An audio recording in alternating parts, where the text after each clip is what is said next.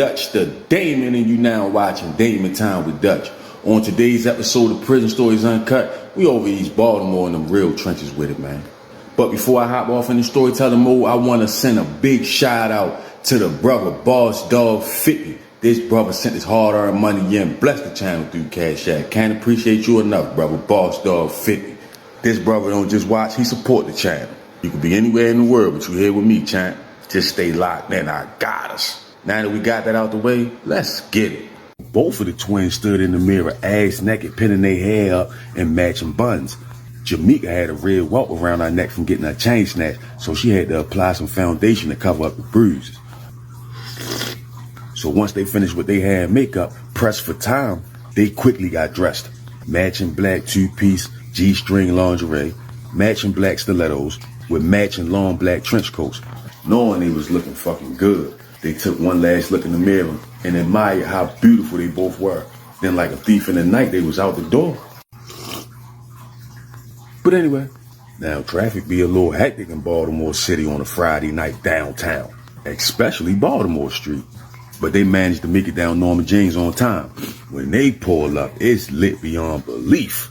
It's like the whole city must have knew the Wizards was gonna be down there. Motherfuckers pulling up left and right. So before they even got out, Jamaica waved the bouncer over to the car, and he escorted them inside through the back door.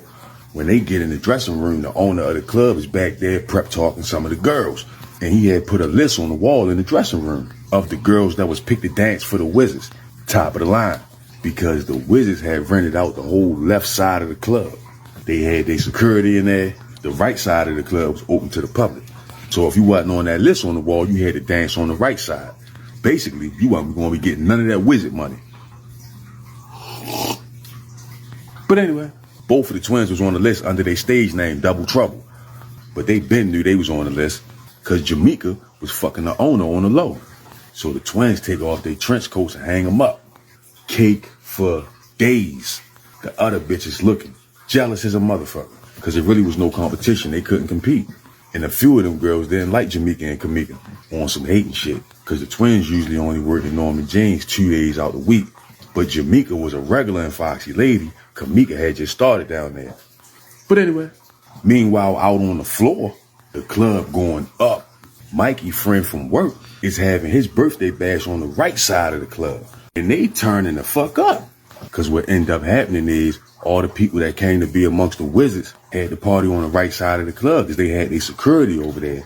If you wasn't no hand-picked female that they wanted over there with them or no dancer, you couldn't come over there.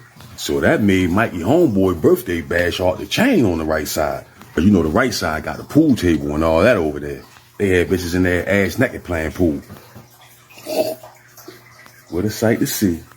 But anyway, so when all the Wizards finally get there, when they finally show up, it's pandemonium in that motherfucker. They got all the super fat, bad bitches over there. And they was making it drizzle.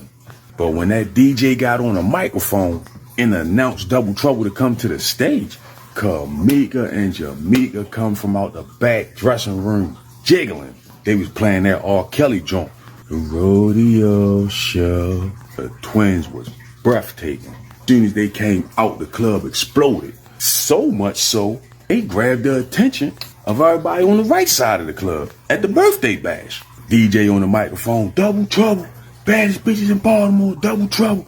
Jamaica up on the pole doing tricks. Kamika making her ass clap. Niggas throwing money. Not no ones neither.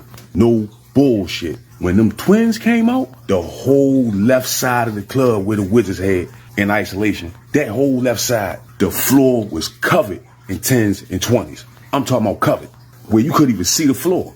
Now that night, Rod Strickland, the point guard for the Wizards, was in the building that night. He had family in Baltimore. He was there with one of his cousins, Fat Sammy. Sammy was a gangster, baller, money getting type nigga. He was in that bitch Louis Vuitton from head to floor. Big jewelry, shades on, looking and smelling like money. But anyway, he could not take his eyes off Kamika. The boy was mesmerized in a trance. He had never seen nothing that pretty in his life, let alone two. He stood there in front of Kamika while she was hands on her knees shaking her ass and dumped a gray Prada bag filled to the rim with $25,000 in all tens directly over her head. The Jealousy from the other strippers was unreal. Talk about the stank face. But Kamiko, on the other hand, was ecstatic. She couldn't believe it. She looking at this nigga like, who the hell are you? Even Jamaica was looking a little jealous.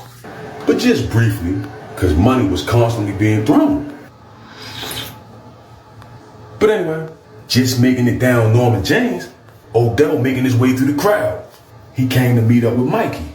After he had came back from Kobe's, eating out with his wife, he had called Mikey's phone back. But he ain't getting no answer. So he figured he'd just meet him down there. Soon as he got in the club, the bouncer let him know the party was on the right side. The shit was lit. He walking around looking for Mikey.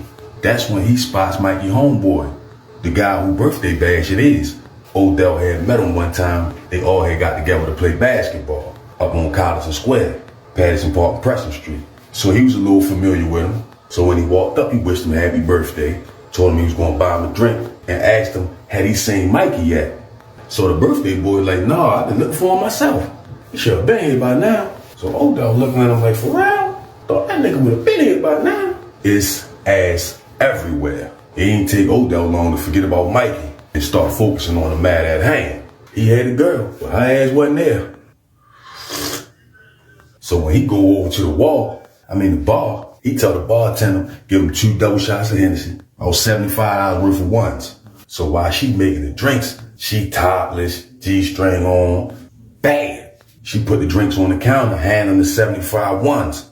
She was so bad, he tipped her $20. He grabbed the drinks off the counter, walks over to the birthday boy table, passing the double shot of Henny. Tell him happy birthday. It's so fucking loud in there, they can hardly hear each other talking. He give him a 5. But when he spun around to walk away, he stopped dead in his tracks. His eyes had to be playing tricks on him. He get to rubbing his eyes. The fuck?